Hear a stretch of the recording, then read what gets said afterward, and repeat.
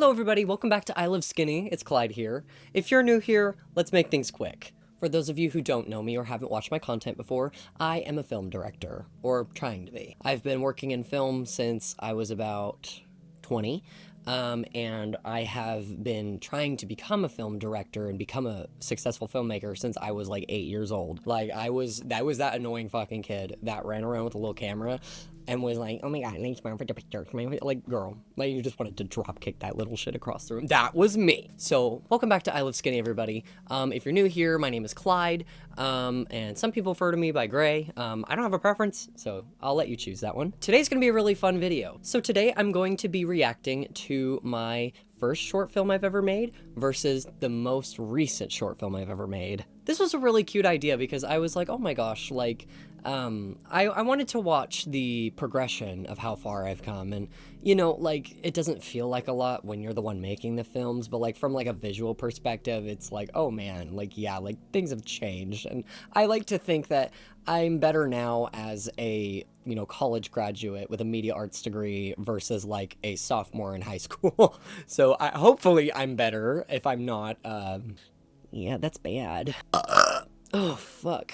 Sorry guys, I just had Taco Bell. And also, okay, look at me. I'm making a video. I know, it's pretty crazy, right? I haven't made a fucking video in so long. Like, I've just been posting YouTube shorts lately. The thing about that is it's fun, but also it's kind of boring. And I think I'm gonna start doing more long form content now. So hopefully I can stick to my promises for once in my frickin' life and deliver that to you guys. Without further ado, let's start watching my first film I ever made called The Streetlight Shadow. And this one was released in 2020. Baby, that was 6 years ago.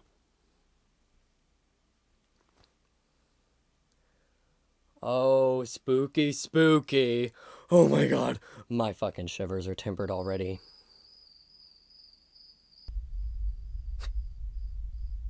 Sorry, I'm trying not to laugh. Let me lock the fuck in. Let me pause this for a second. So, my poor friend Sydney. So we were in high school, we were both sophomores. I think I was just having a little sleepover at her house. I don't even remember the context of like making this film, like there was no script or anything. And I just remember going to her fucking house and being like, let's make a fucking movie. And for whatever reason, she was like, yeah, let's do it. I just remember I was so serious about it. I remember like I was making up fucking words, pretending they were filmmaking terms. Like, Clyde, shut the fuck up. Like, oh my god, what a time to be me, dude. Holy hell. I love that you can see the time. Like, it was not the morning. It was not the middle of the night. There was like 9:04 p.m.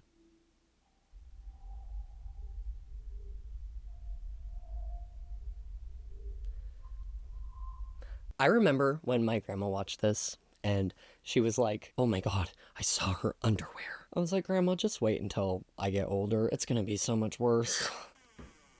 Ooh, okay, aerial shot. Respect. The out of sync footsteps. Let me shut up.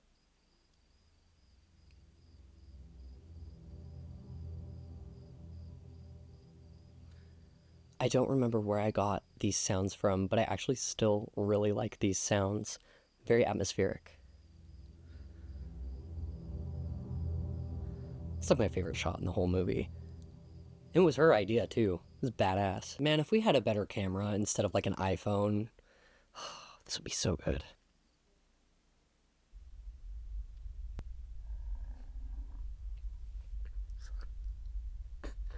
I'm sorry. The fucking stock, like the stock sound monster growling. Oh my god, I really thought I fucking ate here. Okay, music. What? You could see the tripod in that shot. There's the stranger.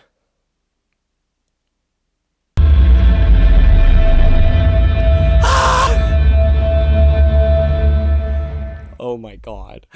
Okay, that's a lot shorter than I remember. Really nostalgic. Like, guys, let's be real. It's a colossal piece of shit, but that colossal piece of shit is my baby, okay? I love the the effort we put into it. Like, you could tell I had that tripod. You could tell that tripod still fucking worked because you could actually like get static motion with it. Like, you'd actually turn it. The handle is like broken half on mine. I remember that was the first movie I was ever like actually serious about. I had wanted to make movies my whole life. Like, that's never been like an out of the question thing. Like, guys, not to sound corny, but that is my calling. I remember that was the first film I was ever really serious about, and I made a trailer for it and everything. I'm actually pretty sure I stole audio from the fucking Nun trailer. There was a trailer, okay? And I remember hyping it up, and, you know, for whatever reason, people who watched it, like the people who actually sat through that, were hyping me up. Like, I don't know if it was just because I was like 16 years old, and if they like lied to my face, I'd probably freak out and cry.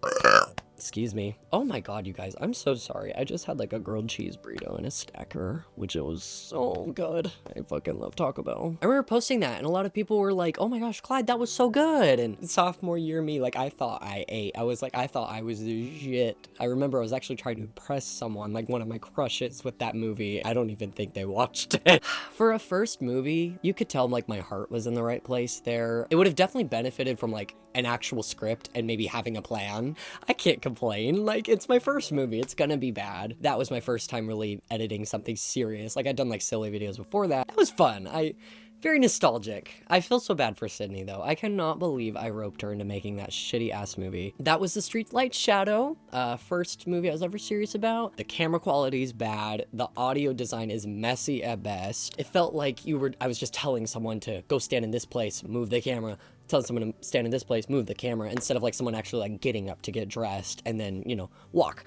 Oh my god, I can't get over the monster growling. Like, what the fuck was I thinking there? Like, I thought I ate. But you know what? For a first movie, I tried. And it was fun to make. Good memory. It reminds me of high school. I miss high school, honestly. It was really easy. Without further ado, let's move on to my most recent short film that just released on January 1st of this year, Brother's Keeper. It's time to actually lock in here. This film is actually something I'm really proud of. I think it's pretty damn good. You know, I'm not gonna be clowning on it like I did on my first movie, because like, duh. To be fair though, if you can't laugh at yourself and like your past work, okay. Like, that's the point of life. Like, we do things sometimes that are good, sometimes that are not that good, but it's important to be able to laugh it off and have fun still, you know what I mean? What the fuck am I talking about? I'm trying to be all philosophical and shit. Y'all are just like, just play the damn movie. Fine. You don't have to fucking yell at me. Oh, this picture. I loved taking this picture. It was really fun. We took so many out there. It was fun. A sibling may be the keeper of one's identity, the only person with the keys to one's unfettered, more fundamental self. Marion Sandmeyer? I don't know if I said that right. I like that quote. It goes with the title really well, right? I suck! Oh, Eli is so precious. I love that boy. Tobin, stop it! He's precious too. I love these two so much. Working with them was so fun. Hey, dude, move it! Run away. Oh my god. IsleOfSkinny presents. See, now I'm like written and directed by Clyde Van Kieran, bro. My full legal name, bro. I'm brave. Woo! For whatever reason, that's actually gotten people. Like, people watch that intro and they're like, oh, that's creepy. Like, really? Sorry. I have the humor of a fucking 10-year-old, bro. Okay. So, the reason I'm fucking laughing is because that shot took like 4 fucking takes. If I still have the footage, I'll put it up on screen.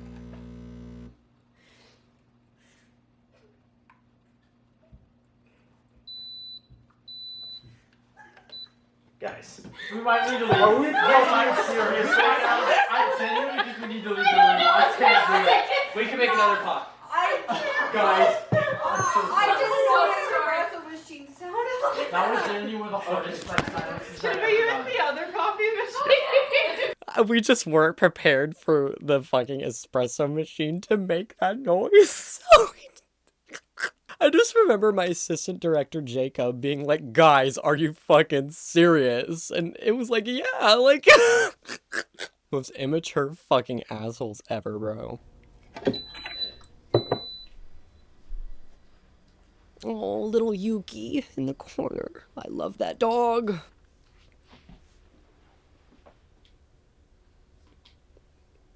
She's low-key serving. Am I crazy? Oh, Yuki! You're late again. You don't think I know that? They're gonna fire you, you know. Shut up.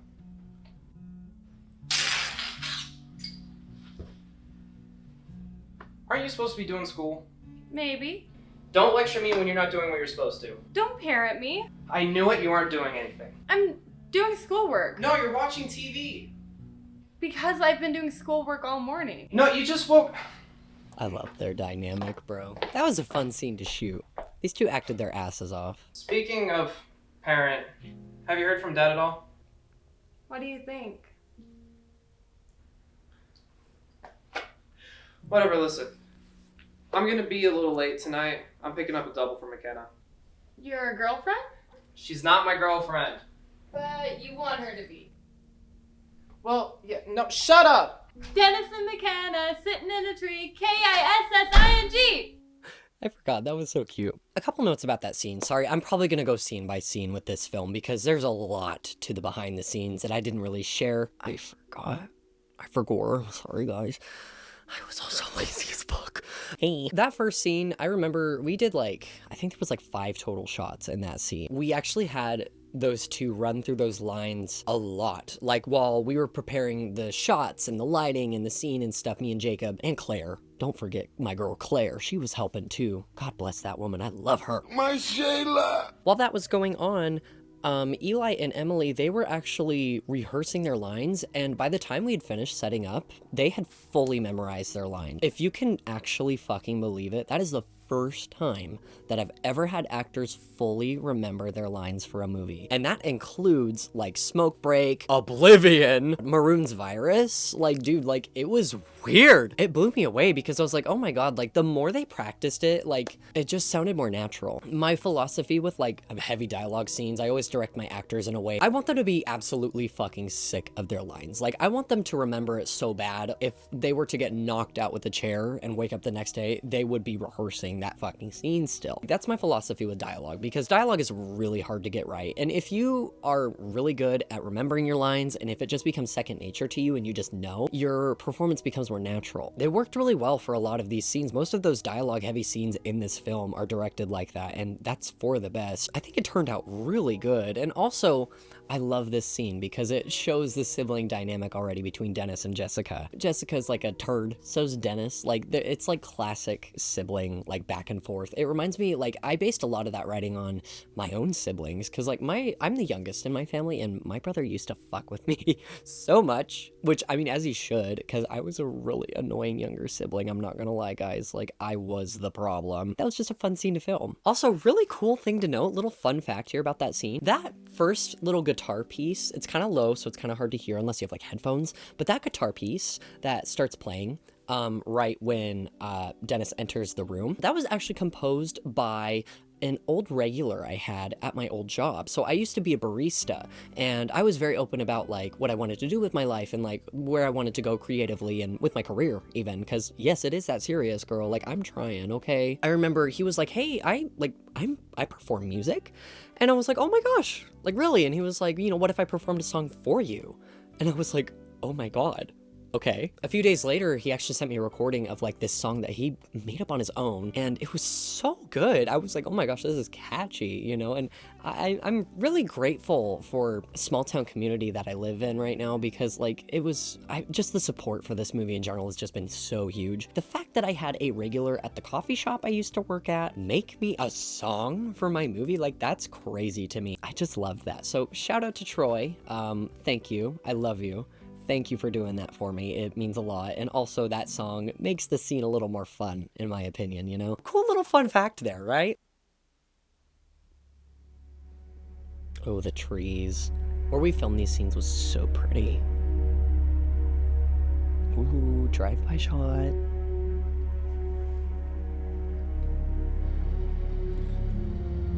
I just love Eli. He did exactly what we asked him to do.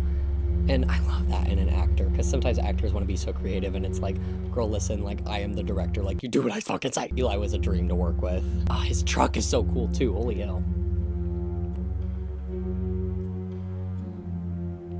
Ooh. Our first view of the Scarecrow. Ooh! Oh, that truck! I can't get over that fucking truck. That is so badass. So that scene's really short. I don't have a lot to say about that scene. One thing that is so cool about that scene is the music. So I actually have a good friend named Jorge, and he is a music major, and he is going to school for that right now, and I've always been a fan of his work. I've only heard little bits and pieces because I don't get to see him as much as I probably should. His work is fucking gorgeous. And I was like, oh my god, can we work together? He was like, yeah, absolutely. He like wrote that song, composed that song himself. Like that is a completely original piece to Brothers Keeper. That just blows me away. Sorry guys. Fuck. That grilled cheese burrito got me fighting for my life. Ooh, that's a pretty shot. It is stock footage, but it's pretty. Oh, I love this shot too. The composition in this whole movie is kind of fucking insane. My assistant director did a lot of the cinematography and he fucking killed it. Like this movie looks mint. Ooh, the picture in the corner. Oh my god. Poor Dennis. Food's in the fridge, dad's still not home. That's so cute. I love, that was Emily's handwriting too. I love her handwriting. Poor Dennis. Bro just has the whole weight of the world on his shoulders. I mean, duh. More stock footage. Sorry guys, I forgot to do B-roll for this movie. Ooh. This part was really fun to film. I remember that. Playing with shadows and lighting. It was a really fun experience. Oh, the hand. You guys actually think that's my hand? I don't remember. I think it is though. Low key. Dennis, it's just me. Jesus Christ. Sorry, I didn't mean to scare you. Couldn't sleep. Oh. The spaghetti was great. Thank you. I was hoping Dad would be home for it. Wouldn't count on it. I'm just gonna throw a picture of how we filmed these shots. I forgot about this. I had my assistant director who was working the camera for this scene get on top of these two.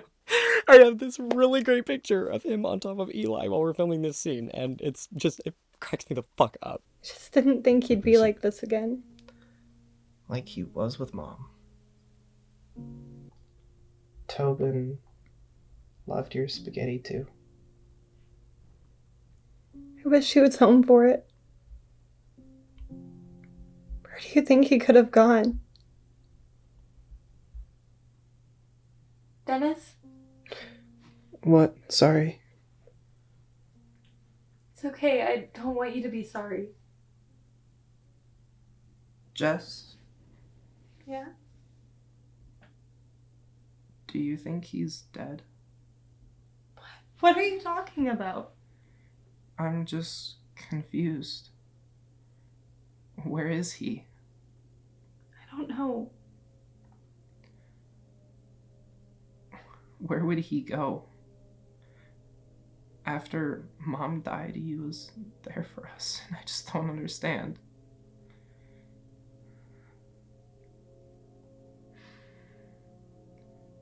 If he left, why wouldn't he take us with him? Or tell us? Why would he leave us? He was always there for us. He fought our bullies, always helped with our homework. He even took care of us when Dad left the first time. I just don't understand. Why would What the fuck is wrong with me? I am the worst. I don't know if I'm a sadist or something, but for whatever reason, I just feel the overwhelming urge to just take characters and make them like cute and likable and just fucking traumatize the absolute world out of them. I do that with everything. Like, I'm sorry guys, I can't help it. It's my calling to ruin Always everyone's help with life. their homework. Okay? No, like He even seriously, took care what of the us fuck is when my Dad left the problem? These first two are time. so sad. I just don't understand. But, you know, whatever. He's not dead. How can you know that? Because he's not. I don't know where he is, but I know he's out there somewhere, alive. He's our brother. We have to have faith. I just miss him. Me too. Oh, that's so sad. I That's just a good shot. can't get him out of Thank my you, head. Jacob. It's like he's always here. I can feel him in every room that I'm in, and I want to say hi, but I know I can't, 'cause he will never reply. I am such an asshole. Just so Why do I damn do this sick to all of my feeling this characters, way. bro? Oh, poor fucking Dennis, bro. What is my problem? I just feel empty.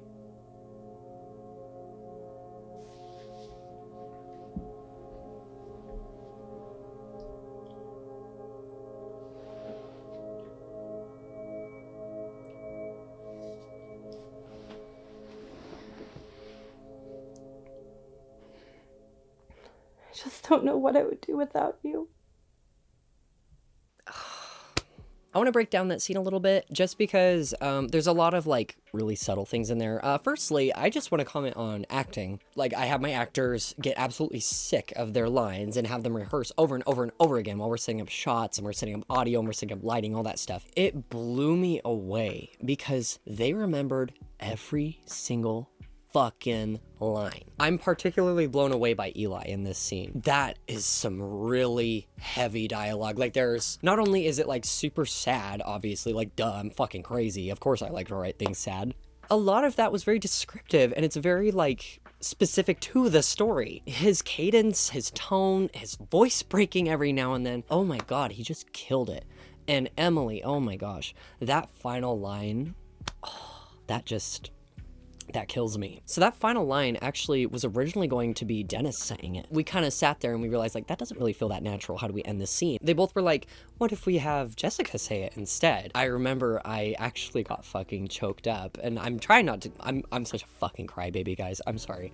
But like seriously, that scene is exactly what I needed and exactly what I wanted because that scene needs to be heavy. It needs to land. Like that's the backstory. Like that scene was so important and they acted their freaking asses off, bro. And the camera work from Jacob, oh my God, what a dream. This was like my dream set. Like everything went so smooth and I was just so proud of every single person on that set. We had so much help and we had a blast too. To run things down for you if you didn't really catch it because I don't shut the fuck up. Basically what Dennis talks about in that scene is he mentions that his mother has passed away. When his mother passed away, the implication is that they're very young.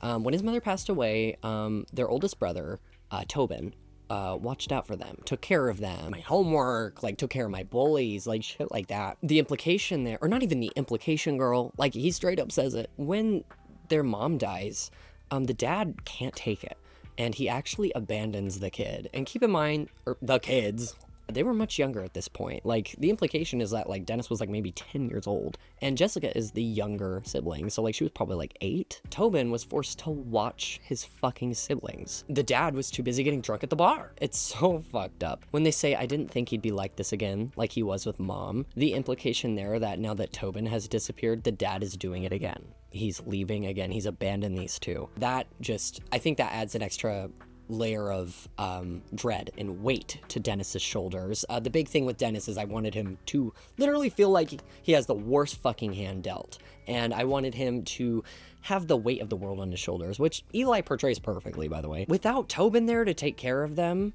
Dennis is the one taking care of his sister now. To me, that is so fucked up because these characters cannot be older than like 21. I find that my writing really gravitates towards grief and loss. I did that a lot with Maroon's Virus. I did that a lot with Oblivion. And I did it especially with this movie. That's just really important to me, especially with a story as dark as this one. Loss has to be a factor, especially since it is something that happens to these characters directly. That scene is one of my favorite scenes that I've gotten to film in a while. You know, we had a fun time. I cannot believe the actors remembered their lines. It was a joy for me as a director to watch that come to life. It's one thing to watch it on a movie, but to watch it in person is so much worse. Let's get back to it, shall we?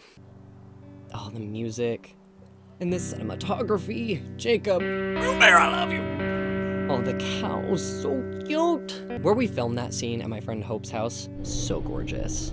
Oh, thank you, Hope, for letting us do that there. It's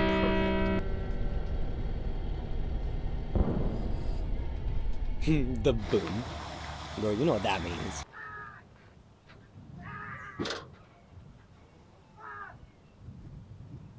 Girl, let it out. Been there. Oh, I can't get over that truck.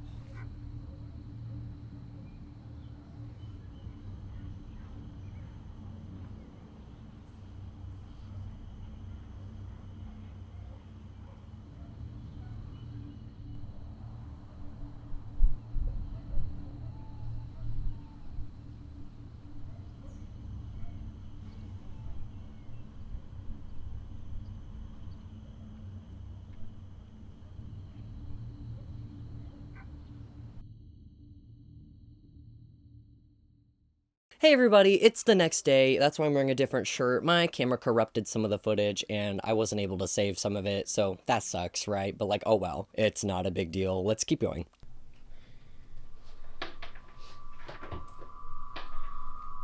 Oh, poor Dennis.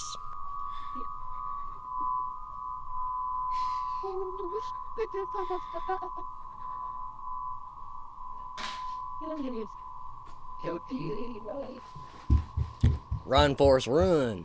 Dennis! Dennis! Open the door! Dennis! Go open that door. Do you guys like the music? Jorge also composed this. Dennis, you're scaring me!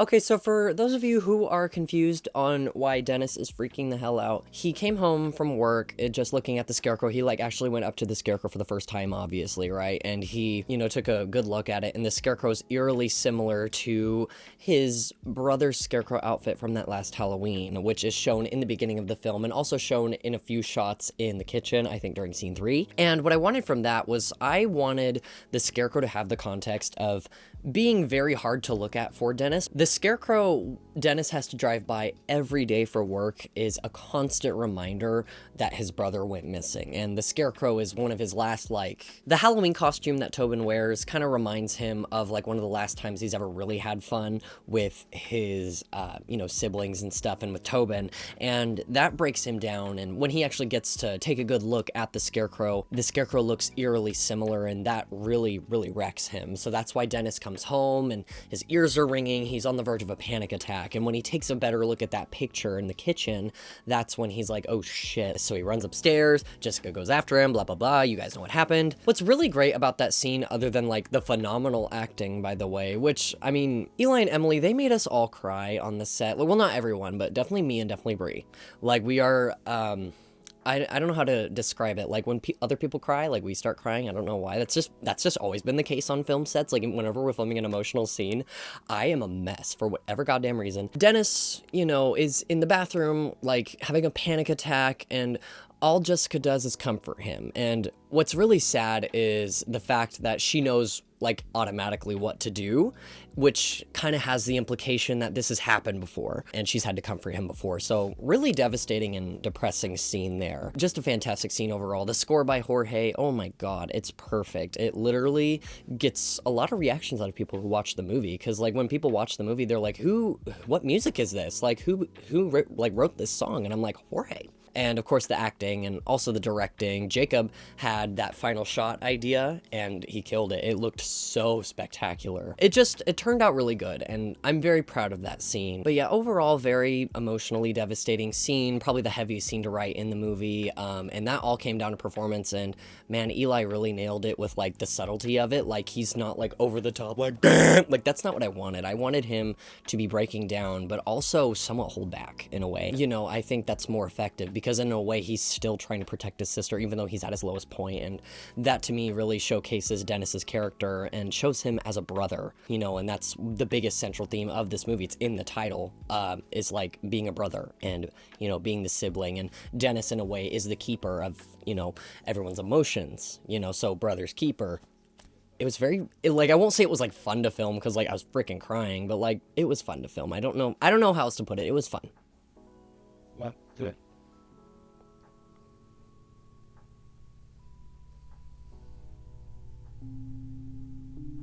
Poor kid.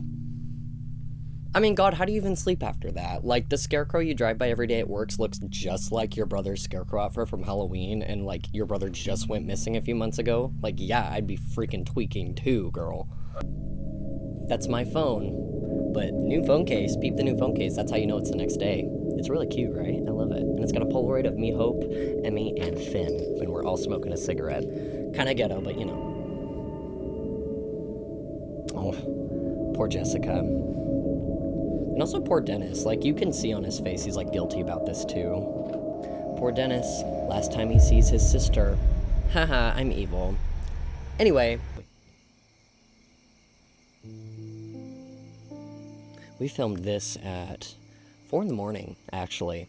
Believe it or not, I was late to this call. I think we slept in on accident, and everyone else was there except for me, you know, and it was our first day shooting, so great little moment from me as a director. Unprofessional little fuck. The sunrise coming up is so pretty. That was so fun to film.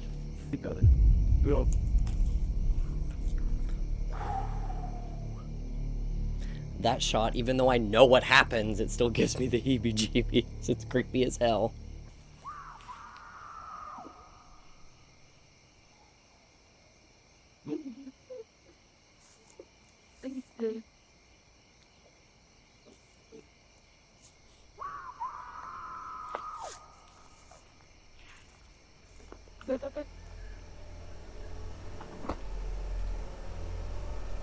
Run, Forrest, run! Oh, pretty shot. Man, Jacob killed it here with the cinematography. I literally could not have asked for a better cameraman for this. It's beautiful, but it's uneasy, and I love it. Here. He knocked the shit out of him.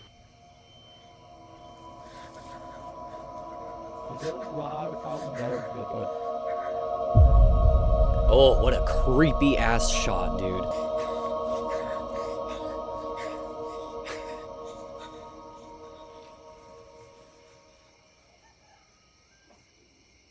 What's the matter, Dennis? It's just me.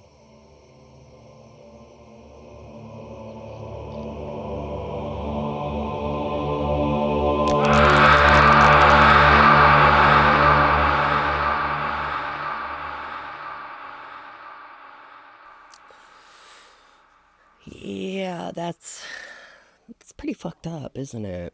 I want to go over that scene a little bit and get into kind of the details. Of course, I've been doing that with every scene, so I apologize, but, like, I didn't share a lot about the behind the scenes of this movie because, honestly, I was just so slammed with everything. Like, I work full-time now, and, you know, ever since I've been out of college, I've just been going full-time at my job also, but, like, full-time on this side is, like, a, you know, towards my film career, excuse me. Oh my god. I cannot speak today. Sorry, guys. That scene was the very first scene we filmed. 4 in the morning call time. We did it at my friend Hope's house, which, God bless Hope, love her to death. My Shayla! That scene was tremendously difficult. It was actually the hardest scene of the movie to film by a fucking mile, and there's a couple reasons for that. One of the main reasons is, of course, we were racing time. I love shooting night scenes at night. I don't like fake night scenes. If I can avoid it, I can. We were fighting the sunrise, which is why the lighting kind of changes so fast, as we were, you know, blocking the scene, figuring out the shots, all of that. We were also trying to race the clock because sunrise, I believe, was at 6:30 that morning, and we started filming it around 4:30. You know, very stressful, like you know, 2 hours of just, or excuse me, an hour and a half of just, you know, go, go, go, go. Not to mention, it's our first scene. It's my first time ever working with Eli as an actor. It's my first time ever working with Jacob as, you know, as he's my assistant director and all of that. So very, very stressful trying to race the clock. But overall, I think that scene turned out really cool. And I think the sunrise almost adds this really exhilarating dreamlike aspect to it, which is what I wanted from that scene. That's why there's like, you know, the rumbling and the choir and the music changes, and also the screaming too. I want to talk about the screaming. Claire did that. Ugh. My Shayla. I love Claire. She freaking killed that. It was one take. That's all we needed. And all I had to do was go into the editor, kind of throw some low pass filter on it, muffle it a tiny bit, have the placement in the back of the, like, the right ear. That was really fun to learn how to edit, but also that was just cool to shoot. There's a lot to that scene. I also want to talk about the final moments of that scene and why there's a cutaway there. If you know me very well, I don't like cutaways that much. I've never really been a fan of that. If I am going to go that far, I'm gonna go all the way. And that was the plan. I had my makeup artist Kai, which is my dear sister. Love her to fucking death. She's a very talented VFX makeup artist. She didn't have a lot of time to work because, once again, we were working on that like under 2 hour time crunch, fighting the sunrise, all of that. We had this effect planned with Dennis, which there is that shot where, you know, he looks up at Tobin. That shot actually has, like, I had to cut that shot because the end of that shot is Tobin actually reaching into his mouth, grabbing his mouth.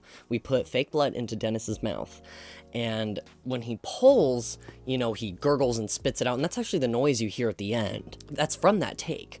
But unfortunately, the scene just didn't feel very natural to me. We had to kind of improvise because the original idea was Kai had brought, like, you know, latex skin and, you know, blood pockets and, you know, VFX makeup and stuff like that. And there's actually, I'm gonna put footage up screen of like us preparing this scene really fast because the sun is rising and Kai's, you know, working her ass off. But unfortunately, we tried to put on the makeup and Kai was just kind of like, you know, I just don't have enough time to make it look good. And I was like, you know what, I don't know too much about like CGI, and at this point I hadn't learned After Effects. I know it now, but not very well. Unfortunately, the time got the best of us on that scene, but the original plan was to have a full-on visual of like Tobin reaching into Dennis's mouth and ripping his jaw off. And even though we did have that shot ending up happening in some way, it just didn't feel natural, just because we were in such a rush to get it done, because it was like the final shot of that, like, of that shoot, I'm pretty sure. Like, that was the very final shot of the shoot, and like the sun was fully up.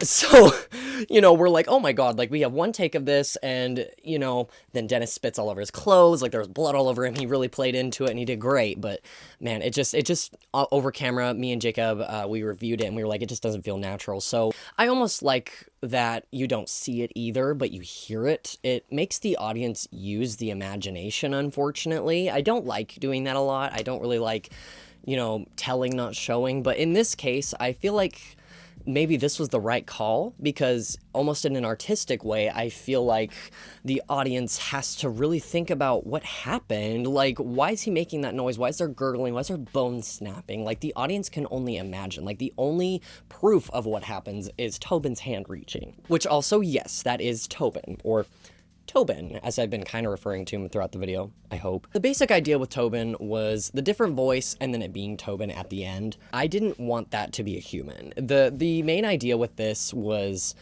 I wanted to approach, and I'm gonna say the word, I hate saying the word because my friends are always like, if you say it, you'll attract them to you, and I believe in that shit, so, you know, please don't, like, I'm gonna say a prayer like, God bless you, Aaliyah. Sorry, I had to pray to Aaliyah. The idea was I wanted it to be a skinwalker. One that would mimic voices, and that's why there's a woman's scream, and then at the end it's Tobin. I loved that the scarecrow was like the perfect way to hide behind the skinwalker act, but then when we reveal Tobin, it just looks like him. you know, and I think that's almost creepier. If I had made, you know, Tobin look all monstery and gory, I feel like it would have been corny. And I think it's almost more terrifying that Tobin is just staring down at his brother and he looks just like his brother, but you deep down, like, you know it's not his brother. So Chris, of course, in the short time he had, he freaking killed it. Like, you know, I've worked with Chris quite a few times. He's so easy to direct, and he's a great actor, too. And I love working with him. He's so fun. We get along really well. But yeah, overall, it was a very tough scene to shoot. One of the toughest scenes I've ever shot in my life because of the time crunch, how complicated it was. We were working in the dark for a lot of it. We had people driving by, and there was, like, this constant fear of, like, the police getting called on us. The neighbor was acting weird when we were doing some of these scenes. So yeah, it was stressful, but man, what an experience that was. And for a first scene to film for Brother's Keeper, it was almost like when we went into the other scenes, it was like, whew, this is nice. You know, it was not that stressful for the rest of those scenes. So quite the experience there for me as a filmmaker. And, you know, as a director, you can't ever expect things to go perfect. They taught me that in school. Like, if you think things are going to go perfect, you are fucking stupid. I'm sorry. That's just how it is. The big draw to directing for me is the problem-solving aspect. There's always something wrong with a shot, no matter how perfect it is. There has to be something fixed, and I love that. Working with people as a team as well to solve that issue and come up with compromises is also my favorite part of filmmaking, and being social with those people and, you know, getting creative inputs on that is something I value a lot. And I think those creative inputs made this scene turn out as good as it possibly could have been with the short time we had to film, as well as how heavy it was, how many twists we had in there. I think overall, like, the final draft of the scene is probably the best version of the scene we could have gotten. Of course, you know, the sadist in me would have loved to have, like, a really cool gore jaw rip-off. Like, that would have been so scary. You know, that just doesn't work sometimes, and I can always save that for later, which I might, so, you know, because I'm evil, you know me. But, yeah, overall, very fun scene to film. Let's get back to it, though, shall we? Oh, Jessica. That bed was comfy as hell. Yeah?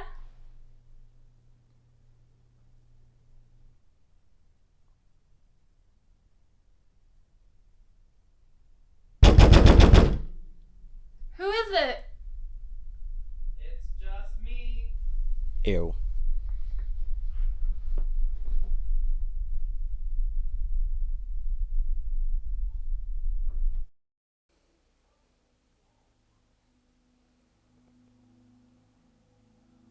And this final shot.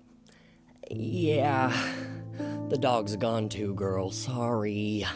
I went there. Okay, so overall, I'm very proud of this movie, and I think I have every right to be. It's one of my best looking movies, it's one of my best acted movies, and I also think writing-wise, it shows the growth from the Streetlight Shadow especially to now.